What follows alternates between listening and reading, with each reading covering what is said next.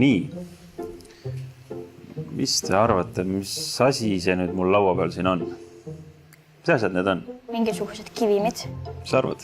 Millega on tegu? Kiviga. See on nagu savi.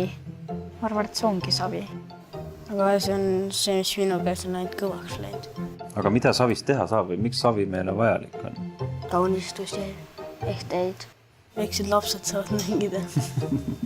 Võib-olla need telliskivid on savist milleski sugusest tehtud. Olete savist voolinud ise ka midagi? Mida te teinud olete? Tassi. Kujukesi. No kuidas tehakse savist tassi? Peaaegu nagu plastiliin, et natuke raskem. Neid sa pead nagu voolima ja siis pärast tuleb väga tugeva kuumusel tuleb neid kuumutada. Ei, maju ei kuumutata, aga telliseid ja see, mis tehakse, kuumutatakse. Kuigi meie maja on palkidest. Aga kus kohas savi leidub? Randades, veekogude põhjas.